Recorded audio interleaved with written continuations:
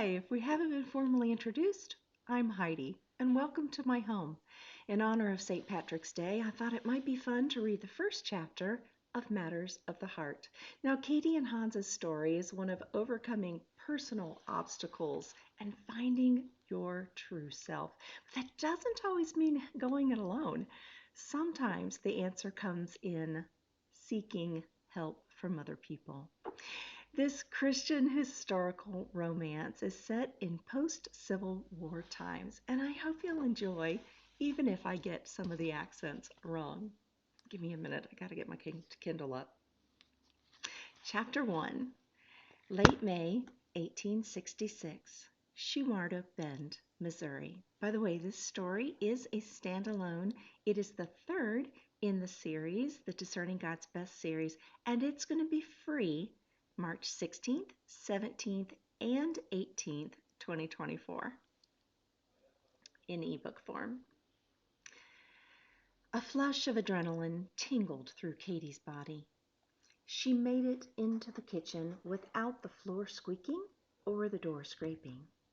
Right hand on the latch, she applied pressure to the wood with her hip, hoping that the door would be just as silent as it settled into the warped frame. "Katie, me girl, where do you been? Oh, my, Aunt Aideen, you gave me a fright." Katie yelped and flung herself around, her hand at her throat to hide the pulsing vein in her neck. The empty plate and fork she'd tucked under her arm slipped from their hold, and she grabbed for the plate, but the fork clattered to the floor. "Where have I been?" Katie's voice rose in pitch. "Why, the barn." She felt a flush cover her cheeks and bent down to retrieve the utensil, hiding her face, and hoping Aideen would think the redness in her cheeks was from the exertion of the movement. Katie watched the familiar reddish-brown eyebrow lift, letting her know that Aunt Aideen expected the rest of the story. Katie set the items down, then busied her hands making tea. "Care for a cup of tea?" Katie's heart raced, and she couldn't quell the fluttery feeling in her belly. "That, and an answer." Aideen sat and folded her hands in anticipation. Katie's posture stiffened. Her back to her aunt, she forced a smile before turning with 2 cups of tea. "Fine." Katie hesitated as she took her time placing the cups on the table. "Would you care for a cookie?" She reached for the tin. "I wish for the truth." Katie arranged her skirts as she sat, delaying the inevitable. I was in the barn feedin'." Nerves frayed, her leg bounced as if the pumping motion would help get the words out. "Kathleen Orla Murphy." Katie's heart thudded in her chest, and she was sure her aunt could see the tatted collar moving up and down.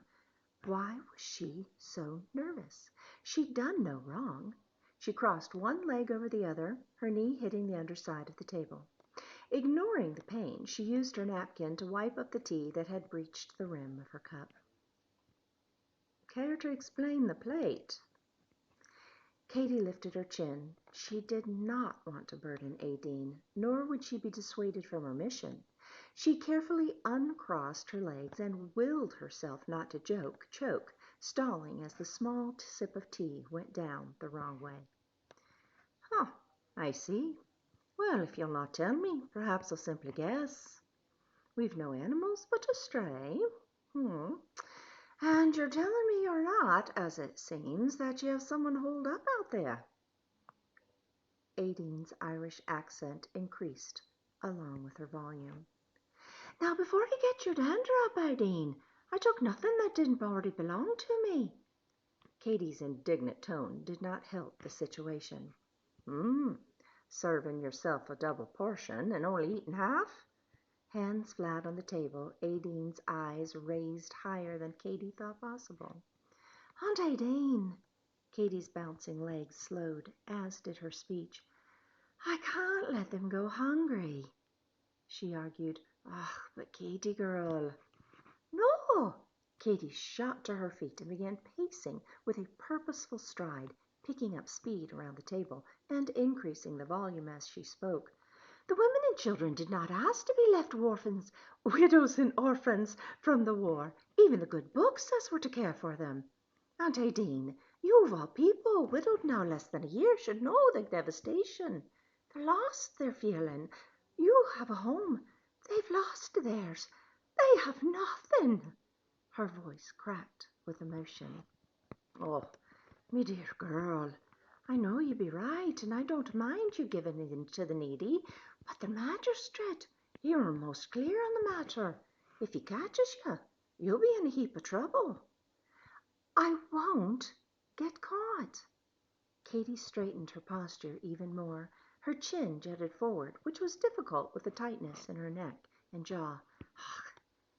I pray you won't, for your sake and theirs and mine. Aideen's last words came out in a whisper. Katie had not fully considered the implications of her actions on her aunt and her boarding house business. Aunt Aideen, please. Katie's voice mellowed, but the fervor in her spirit flamed brighter. I have to help them. I want to help them. No, I need to help them. It isn't just that God commanded it or that my heart aches for them, but I need a purpose. This town. Her arm swept and then dropped to her side. It has nothing for me. I want to make something of my life, not just clean rooms until my dying day. Aideen straightened in her chair, and Katie returned to hers. She'd reached over and placed a hand on Aunt's freckled forearm before lowering her voice. Oh, Aunt Aideen, I don't mean to be ungrateful or give offense. I love living here with you in this beautiful home. You've been good to me, taking me in these last 6 months. She took quiet, deep breaths to quell her racing heart. Mama gave me your letter on her deathbed. Katie fingered her dress, her pocket, as if the letter from her mother was still that her mother had sent her. Oh my goodness, let's try that again. Katie fingered her dress pocket as if the letter her mother had received from her only living sister were still there. Her last words to me were, "Go, Kathleen, me golden princess. Bury me and go, nothing here for ye. Go to 𝒂𝒕𝒕𝒆𝒅𝒔. Ah, God go with you. She said the same to me once." Aideen wiped away a tear. Katie had not considered Aideen may understand. She had felt abandoned when her mother died, forcing her to leave Ireland, but God had gone with her on the journey, and he was with her still. She lifted her hand to her cheek as her mother had done, using the last of her waning energy, a distant memory of those final moments. Katie understood the loss of a parent and the devastation of losing everything else as well. Aunt Aideen, I know what they're going through. Katie stood and gathered the empty cups. She leaned on the counter for support and spoke to the wall. In Ireland there had been no funds to pay the landlord what was due, no job to earn enough to keep a roof over me head, no family to take me in, no one to call friend. So I packed all I owned into a small bag before looking at the 4 sparse wall that I'd called home, and left the remaining items for the priest to give to those in need. Katie touched her throat again and turned as if to show Aideen the treasure no longer around her neck. Only Mother's locket remained, a gift from the man who called himself me father, the man who abandoned us. Aideen stood and embraced the girl before holding her at arm's length. You did the right thing by selling it for your passage, me Katie girl. Katie wiped at the moisture on her cheeks. Her heart pined for the locket, but ached more for the widows and orphans, casualties of war. Their dull eyes, thin frames, worn clothes, and defeated demeanors reminded her of her own plight less than a year ago. I have to help them, Aideen. These women have lost their husbands, their homes, their hopes. They came to Shumard Oak Bend praying it would be a place of refuge, And the children, a sob escaped. They've lost more than I ever endured. Katie's deep intake of air cleared her focus. Oh, if I had the resources, I'd open an orphanage. I've been thinking on praying on it for quite some time. You were a cook at one when you first came to America. Please, Aunt Ideen, I know I can do it. Give the women jobs, raise the children, provide schooling. I won't be discouraged. I won't back down. I know you think it's too much for me to handle, but I must. Don't you see? I must. She would not allow lack of support in any form to keep her from doing what she knew was her calling. She'd continue helping those in need one at a time, and in secret if need be. One side of her mouth lifted. Her father had been closer to the truth than he'd realized. You'll be nothing more than a wench, girl. With your looks, you'll have plenty of young'uns to care for, and not a moment for yourself, nor a home to call your own. Her father's voice was as clear as the day he'd hurled the slurred insult. She would have lots of children to raise. It just would not be like he'd thought, or I'd desired. Brushing her hair out of her face, she felt warmth. Such a flush. Her freckles would be more pronounced, but it couldn't be helped. Lack of concern for the plight many considered undeserving lit a fire in her belly. Ideen rose and placed the dishes in the basin. Seems to me you need to think this through and get rid of some nervous energy. I've answered to both. Laundry. Ideen winked, and Katie sighed, but followed her aunt outside. They boiled, soaked, scrubbed, rinsed, wrung, and hung more sheets and towels than Katie believed one family could own. They'd not yet started on their clothing, and she was exhausted. Even so, her temperament matched that of the boiling water. If she didn't get this off her mind, she'd burst and pop like the air coming from the bottom of the large cauldron they were using. Help me hang these so I don't drop them in the dusty yard.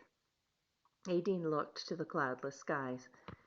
This weather will dry our laundry in no time, but it's not doing our kitchen garden any favors. Katie bristled. She had enough time to formulate all manner of response to any question Ideen may ask, pardon me, and was waiting for the opportunity to get those words out of her mouth. Her aunt only wanted to talk of the weather. Would they never finish their earlier discussion? Ideen handed her one of the ends of one of the large sheets. Now, let's finish what we were talking on earlier. So far, you've told me how you feel, but not how God feels. The wind blew the end of the sheet out of her hand as quickly as Ideen's words blew all the answers from her mind. She grabbed at the sheet and caught it before the fabric hit the dirt, but she wasn't as successful with the tirade she'd worked out in her mind. How God feels? Oh, haven't you taken this to him? Ideen asked. Well, of course. No, she hadn't. She had told him the details, but she hadn't asked him what he thought. Her exhale came out like a bull giving a final warning. Come to think of it, she had talked to God. Why, the good book said to help the widows and orphans, and that's what she was trying to do. Well, trying, but everyone around her thwarted her efforts. She shoved a pin over the next sheet, attaching it to the line as if securing her resolve. If I'd been born a man, I'd give the magistrate a good wallop about the head and shoulders, knock some sense into him. He's a typical male, placating me with his words, while never intending to fulfill his promises. Renewed anger and energy filled her. Ideen peeked around the bath towel flapping in the breeze, eyes wide. Katie ignored the stare. Do you know what he said? Katie arched her back to mimic the magistrate's rotund form. Little missy, You have a heart of gold, but you don't need to be worrying your pretty little head with the likes of those who should have made provision for such circumstances. Katie's exaggerated imitation of the magistrate worked on her aunt, who bit her lower lip to suppress a laugh. Can you believe he said that? I nearly choked trying to hold back. Oh, how thoughtless, how unfeeling, how downright unchristian. And he didn't stop there. Oh, no. Katie's head bobbled and resumed her mocking. You seem to be the type of person these people can trust. I'd be much obliged if you'd use your influence to encourage them to be on their way. She waved her hand flippantly as he had done. We don't need them settling down here asking for handouts. If we build an orphanage. Katie jammed another clothespin on the line and took deep gulps of air before continuing. By the time he'd finished, my jaw hurt and my skirt needed a good pressing. Oh, even my toes ached from curling up inside me shoes. I did some serious praying right then and there. Oh, can you believe the gall of that man? Took every ounce of my willpower to hold my tongue. But my body language had a mind of its own. I didn't need words to silence the magistrate. He understood my meaning quite clearly. Joyous laughter filled the air as Aideen wiped at her eyes. Oh, she's my cry. Oh, pulse of my heart. Aideen's endearment did not slow Katie's words. The magistrate might be well loved in this town by these people, but he's met his match with me. That man's wife must be namby-pamby if she puts up with his thoughts that a woman is not capable of more than cooking and cleaning or... Katie blushed, stomped her foot, and stood ramrod straight, skirts clenched in her tight fist. I will not allow a man to dictate what I can and cannot do. I will stand up for the least of these, as it says in Scripture, even if I have to do it on my own. Arms akimbo, chin jutted forward, she stood, resolute. Ah, you've got your mother's stubborn streak and your father's reckless nature. You'll be needing to choose which path you plan to follow. Katie felt rage continue to surface. She bit her tongue, desperately working to keep from lashing out at her aunt's insensitive remark. Aideen lifted her palms as if in surrender. Ah, that got your attention. Truth is, I hope you chose neither path. You've shared your thoughts, desires, and plans, but you need to listen to what God would have you do. It's His path that matters, no matter what I, the magistrate, or your father's words floating around in that head of yours, or anyone else says. Your heart should only yearn for what God has to say. Katie's shoulders slumped, and she sighed, releasing the pent-up emotion like a release valve on the newfangled pressure cooker she saw advertised. All the steam of earlier evaporated, and she inhaled the dry air around her.